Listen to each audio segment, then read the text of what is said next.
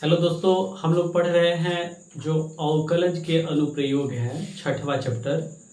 तो इसमें हम लोगों ने जो पहला प्रश्नावली है उसमें हम लोगों ने दो सवाल जो है और उसको हल करने का थ्योरी क्या है इसको हम लोगों ने पढ़ लिया है। आज हम लोग तीसरा प्रश्न लेंगे, उसको समझेंगे और हल करेंगे। देखिए, तीसरा प्रश्न आपके स्क्रीन पे दिख रहा है। तीसरा प्रश्न है कि एक वृत्त की त्रिज्या समान रूप से 3 सेंटीमीटर प्रति सेकंड की दर से बढ़ रही है। ध्यान दीजिएगा, ज्ञात कीजिए कि वृत्त का क्षेत्रफल किस दर से बढ़ रहा है जब त्रिज्या 10 सेंटीमीटर है। ध्यान से समझेंगे हम लोग। जो तीसरा प्रश्न है इसमें त्रिज्या के बढ़ने के लिए दर दे रखा है कि त्रिज्या किस दर से बढ़ रही है। तो लिख लिया जाए पहले कि माना वृत्त की त्रिज्या जो है, वृत्त की त्रिज्या, इसको किससे लिख लिया जाए, आर से, ठीक ना। वृत्त की त्रिज्या आर और क्षेत्रफल जो है इसका ये क्या है, ए है। क्षेत्रफल क्या है, ए है। वृत्त की त्रिज्या आर और क्षेत्रफल ए है। अब ये बताइए कि त्रिज्या में परिवर्तन यानी कि डी आर और किसके सापेक्ष दिया गया है। मात्रक जरा देखिए तो 3 सेंटीमीटर प्रति सेकंड कह रहा है, यानी कि समय के सापेक्ष न, यानी कि बटा में आप लिख लेंगे डी टी। क्या दिया गया है, 3 सेंटीमीटर प्रति सेकंड। ये चीज दिया गया है। पूछ रहा है कि क्षेत्रफल में परिवर्तन की दर क्या है, यानी कि अब देखिए यहाँ समय के सापेक्ष त्रिज्या में परिवर्तन हो रहा है, तो समय के सापेक्ष क्षेत्रफल में परिवर्तन की दर हम लोगों से पूछा गया है, जबकि त्रिज्या यानी कि आर का मान कितना है। तो देख लीजिए, प्रश्न में कह रहा है कि आर का मान जब 10 सेंटीमीटर है, तो यहाँ आर की जगह हम लोगों को क्या रख लेना है, 10 सेंटीमीटर, और इसी पर D A by D T ज्ञात करना है। बिल्कुल ध्यान से देखेंगे आप। हम लोग वृत्त का क्षेत्रफल का सूत्र जानते हैं। क्या होता है क्षेत्रफल का सूत्र, ए बराबर पाई आर स्क्वायर।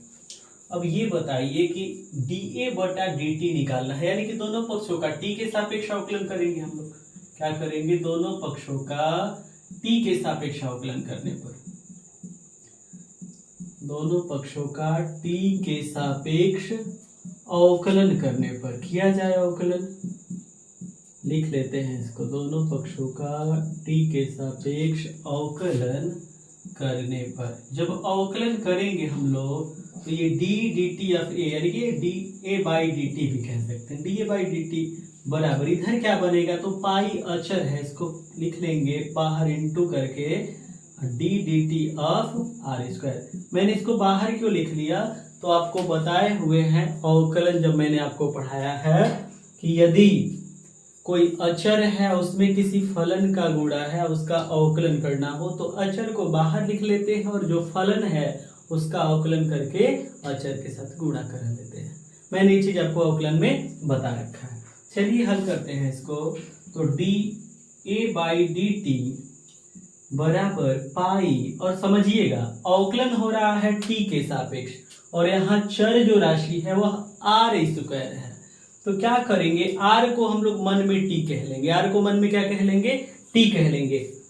ये जो बता रहे हैं मन में टी कहने वाली बात, ये अवकलन का स्टेप है। आप अवकलन यदि नहीं पढ़े हुए हैं तो जितने भी अवकलन में मैंने सवाल बताया है उन सब का जो है लिंक इस वीडियो के डिस्क्रिप्शन बॉक्स में मैंने डाल रखा है। आप वहां से सबसे पहले अवकलन को बढ़िया से समझ लीजिए, फिर इसको शुरू कीजिएगा।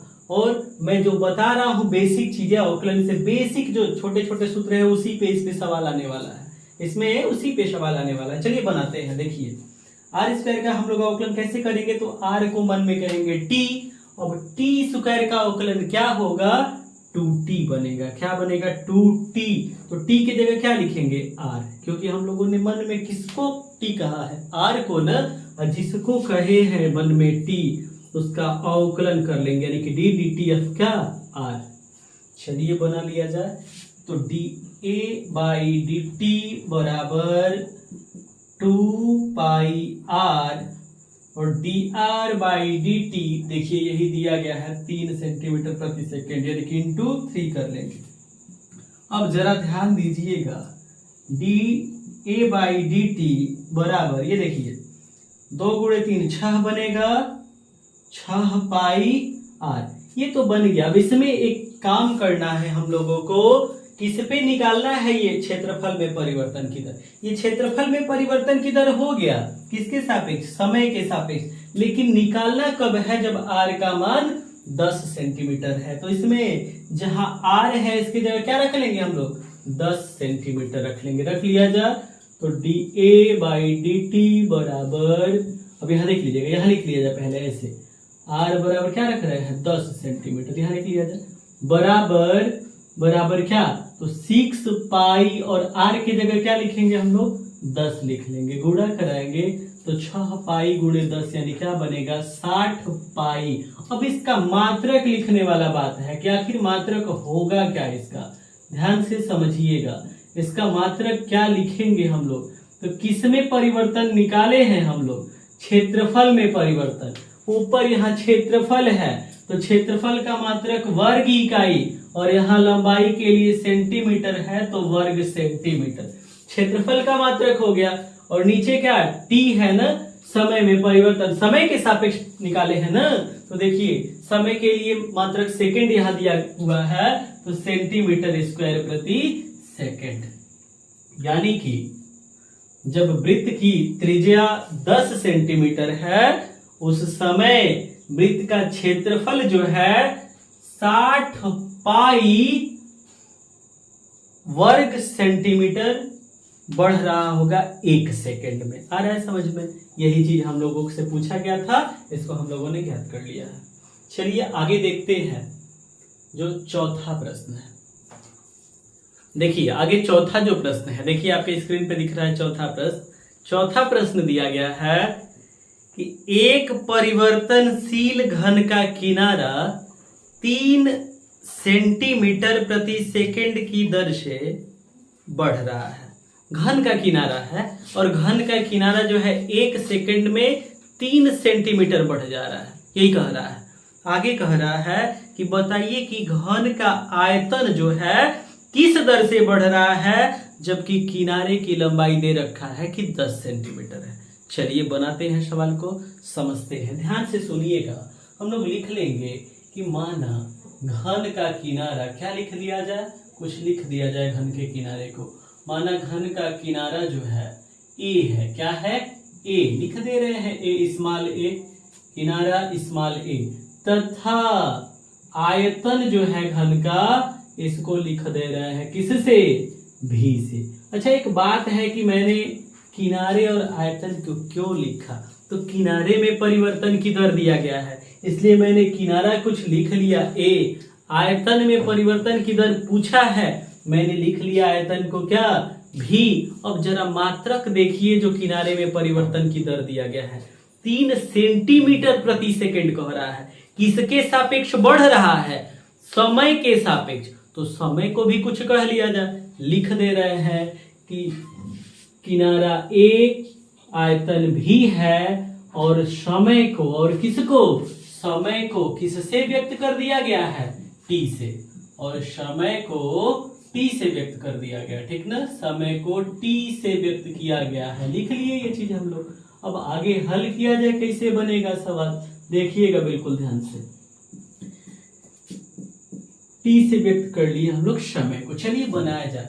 किसमें परिवर्तन दिया गया है, किनारे में परिवर्तन, यानी कि डी ए, किसके सापेक्ष, समय के सापेक्ष दिया है। देखिए 3 सेंटीमीटर प्रति सेकंड कह रहा है, समय के सापेक्ष, यानी कि डी ए बटा में डी टी ये दे रखा है। बढ़ रहा है ना, बढ़ रहा है तो धनात्मक होगा, यदि यही कहता कि घट रहा है तो ये ऋणात्मक लिखते, बढ़ रहा है धनात्मक लिखेंगे। आगे बनाते हैं। तो पूछ रहा है कि आयतन में परिवर्तन, यानी कि डी भी किसके सापेक्ष निकालेंगे, तो समय के सापेक्ष। जब किनारे में परिवर्तन हो रहा है, घन का किनारा समय के सापेक्ष जब परिवर्तित हो रहा है, तो आयतन भी निकाल लेंगे हम लोग समय के सापेक्ष, इसमें क्या परिवर्तन की दर है। एक चीज और कह रहा है कि आयतन में परिवर्तन का दर तो निकालिए, साथ ही साथ कब, जबकि किनारे की लंबाई, घन का जो किनारा है वो कितना है, 10 सेंटीमीटर है। कितना है, 10 सेंटीमीटर। चलिए बना लिया जाए।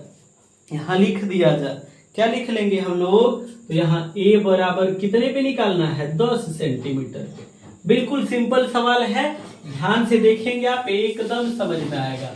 क्योंकि घन का जो आयतन होता है इसके लिए सूत्र होता है भुजा का क्यूब या किनारे का क्यूब, यानी कि a क्यूब। अब हम लोगों को dv/dt निकालना है, तो दोनों पक्षों का हम लोग अवकलन करेंगे। किसके सापेक्ष अवकलन करेंगे? t के सापेक्ष। किसके सापेक्ष? t के सापेक्ष। तो लिखेंगे दोनों पक्षों का t के सापेक्ष। किसके सापेक्ष? t के सापेक्ष। अवकलन t के सापेक्ष कर क्यों रहे हैं? क्योंकि देखिए समय के सापेक्ष ही परिवर्तन की दर पूछा गया, ठीक ना? इसलिए हम लोग किसके सापेक्ष अवकलन करेंगे?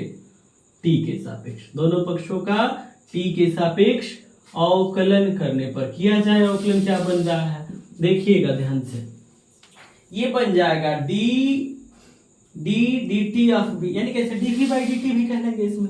अब जरा देखिए a क्यूब का अवकलन करेंगे t के सापेक्ष। ये भाई यहाँ समझिएगा ध्यान से, देखिए a क्यूब है ना, a क्यूब है और किसके सापेक्ष अवकलन हो रहा है? t के सापेक्ष। तो आप सिंपल a को पहले कह लीजिए मन में कि t है, और t क्यूब का अवकलन क्या होता है? तो t क्यूब का अवकलन होता है 3t²। लेकिन t नहीं लिखेंगे, क्या लिखेंगे? जिसको मन में t कहे हैं। किसको मन में t कहे हैं? a को, तो लिखेंगे 3a²। इंटू क्या? इंटू अब जिसको मन में आपने t कहा उसका अवकलन कीजिए। किसको कहे? a को, तो अवकलन कर दीजिए dA/dt। बनेगा ऐसा। चलिए आगे हल किया जाए। तो देखिए dV/dt बराबर है 3a²। dA/dt देखिए कितना दिया है? 3 सेंटीमीटर प्रति सेकेंड। यह मान रख दीजिए क्या? 3। हल किया जाए तो dV/dt क्या बन रहा है? देखिए तो 9a²। 9a²। आयतन में परिवर्तन की दर निकाल लिए, कितना? 9a²। अब एक और बात है, a का मान इसमें 10 सेंटीमीटर रखना है, रख लिया जाए इसमें। तो dV/dt बराबर किस पे? तो यहाँ a बराबर 10 सेंटीमीटर पे। चलिए बना लिया जाए क्या आ रहा है। इधर a की जगह रख लिया जाए 10, तो 9 गुणे ये 10 का क्या? वर्ग। 10 का वर्ग करेंगे कितना बनेगा? 100। 100 में 9 का गुणा करा लीजिए, कितना बनेगा? 900। क्या बन जा रहा है? 900। तो 900। अब मात्रक क्या लिखेंगे? तो आयतन में परिवर्तन है ना, तो यह लंबाई, किनारे की लंबाई के लिए देखिए सेंटीमीटर प्रति सेकंड कह रहा है, किस दर से बढ़ रहा है? तो लंबाई के लिए सेंटीमीटर कह रहा है। तो चूंकि आयतन का मात्रक घन इकाई होता है, तो इसका बनेगा सेंटीमीटर क्यूब प्रति। समय के लिए क्या है? मात्रक सेकेंड है, तो घन सेंटीमीटर प्रति सेकेंड। यानी कि घन का आयतन जो है 900 घन सेंटीमीटर प्रति सेकेंड से बढ़ेगा। कब? यदि घन जो है उसका किनारा 10 सेंटीमीटर है। यही सवाल में पूछ रहा था। चौथा प्रश्न हम लोगों ने हल कर लिया है। आगे देखते हैं, समझते हैं जो 5वां प्रश्न है।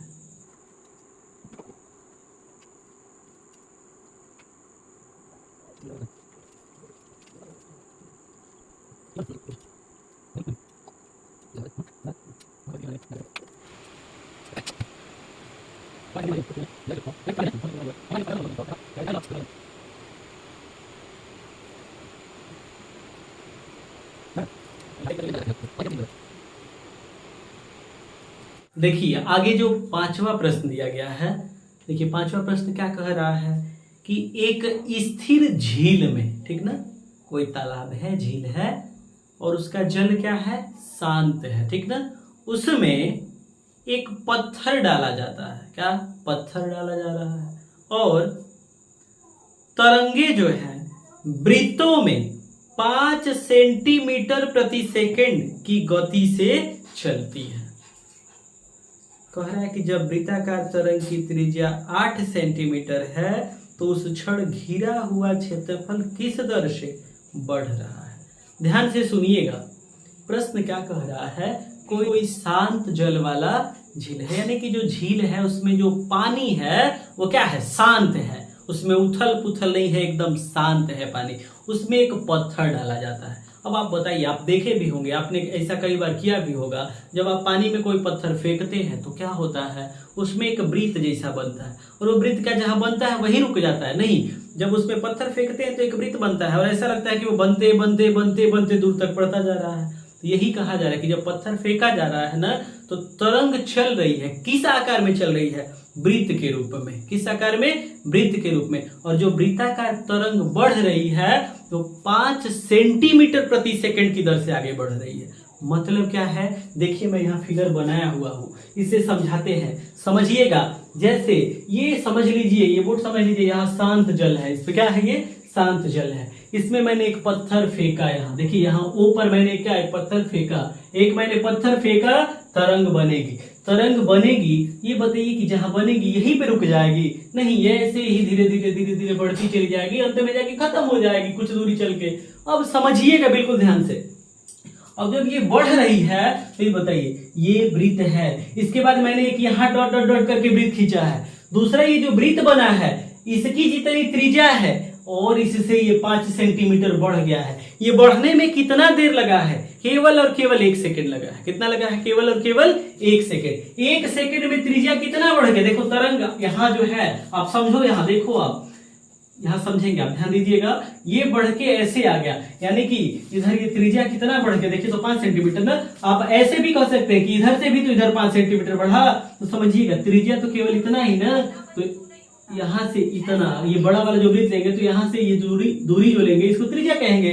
तो पहले जो वृत्त है, अब आगे ये वृत्ताकार तरंग बढ़ रही है, तो देखिए किस तरह से बढ़ रहा है, तो पहले त्रिज्या r है, 1 सेकंड में 5 सेंटीमीटर बढ़ गया, 1 सेकंड और बीता तो और 5 सेंटीमीटर बढ़ गया। मतलब त्रिज्या जो है वह 1 सेकंड में 5 सेंटीमीटर बढ़ जा रही है। 1 सेकंड में कितनी बढ़ जा रही है, 5 सेंटीमीटर। यही मैंने यहाँ लिख रखा है कि देखिए कि जो स्थिर जल है इसमें जो पत्थर फेंका जा रहा है तो इससे जो वृत्ताकार तरंग बन रही है इसकी त्रिज्या r है और क्षेत्रफल को मैंने a से लिख लिया है, कैपिटल A से, और समय को मैंने t से व्यक्त किया है। समय को क्यों लिखे हैं, तो देखिए कह रहा है कि जो वृत्ताकार तरंग बढ़ रही है ना, ये 5 सेंटीमीटर प्रति सेकंड की दर से बढ़ रही है, तो समय के सापेक्ष न बढ़ रही है, इसीलिए मैंने यहाँ समय को किससे लिख लिया है, टी से।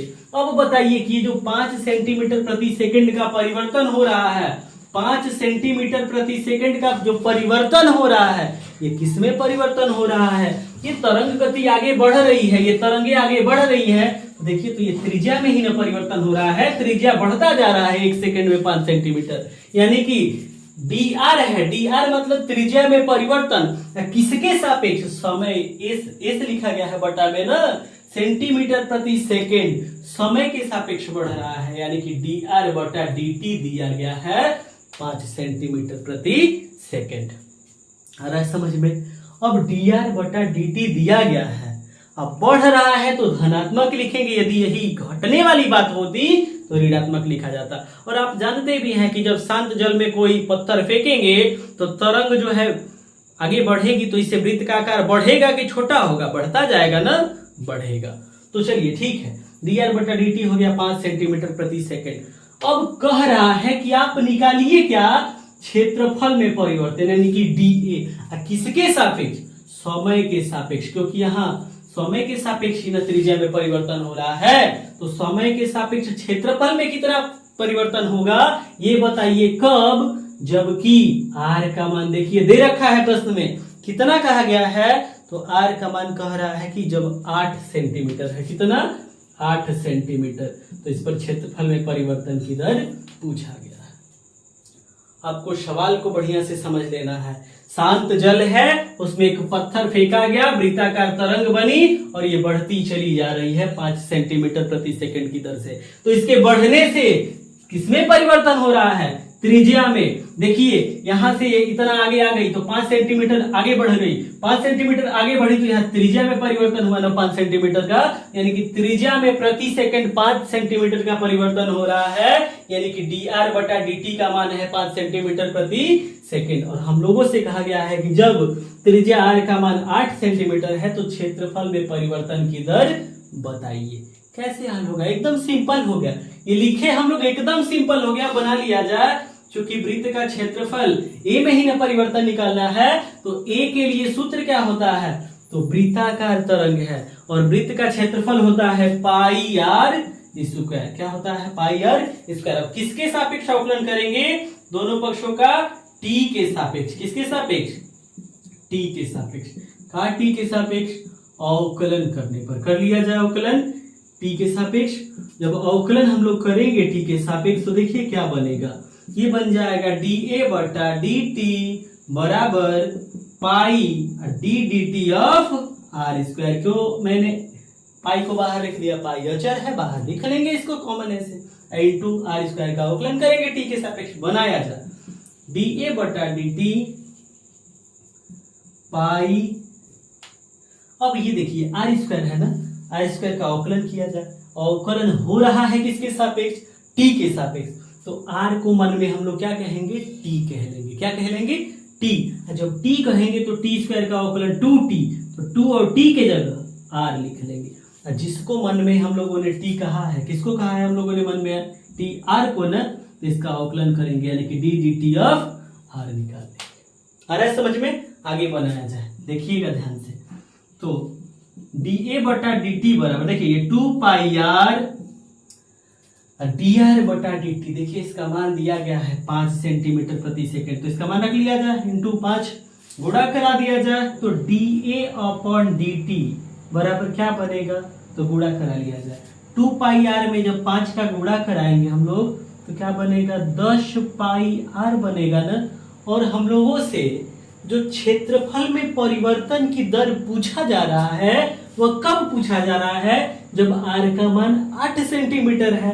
तब इसमें जहां r है इसके जगह हम लोग क्या रख लेंगे, 8 रख लेंगे, तो रख के हल कर लिया जाए। तो dA बटा dt और इसमें क्या रखना है हम लोगों को, r बराबर 8 सेंटीमीटर। तो समझिएगा 10 पाई और r के जगह जब 8 रखेंगे तो 10 पाई गुणे 8 क्या बनेगा, 80 पाई ना, क्या बन जाएगा 80 पाई। और मात्रक क्या बनेगा, तो समझते हैं, क्षेत्रफल में परिवर्तन निकाल रहे हैं। अब देखिए यहाँ त्रिज्या सेंटीमीटर में है तो क्षेत्रफल के लिए मात्रक हो जाएगा सेंटीमीटर स्क्वायर। और किसके सापेक्ष परिवर्तन की दर निकाले हैं, समय के सापेक्ष ना, तो इसलिए यहाँ बटा में क्या लिख लेंगे, और समय के लिए मात्रक सेकंड है तो बटा में लिख लेंगे सेकंड। तो इस तरह से हम लोगों ने ज्ञात कर लिया यदि वृत्ताकार तरंग की त्रिज्या 8 सेंटीमीटर हो तो उस समय क्षेत्रफल किस दर से बढ़ेगा, 80 पाई वर्ग सेंटीमीटर प्रति सेकंड की दर से क्षेत्रफल बढ़ेगा। पांचवा जो प्रश्न पूछा गया था हम लोगों से, इसको हम लोगों ने समझा, इसको हम लोगों ने हल कर लिया है। अब पांचवा प्रश्न पूरा हो गया है, आगे जो प्रश्न है उसको हम लोग अगले वीडियो में हल करेंगे। ये जो मैं आपको सवाल बता रहा हूँ उस पर अपनी प्रतिक्रिया जरूर भेजिए, प्रतिक्रिया कमेंट जरूर भेजिएगा कि जो मैंने आपको पढ़ाया, जो समझाया वो आपको समझ में आया, या फिर कहीं कुछ दिक्कत होती है तो उसे भी कमेंट कीजिएगा, ताकि आगे जो मैं वीडियो में जो कुछ भी आपको पढ़ाऊँ समझाऊँ उसमें उस चीज़ को सही कर सकूँ। मिलते हैं फिर नेक्स्ट वीडियो में। जय हिंद दोस्तों।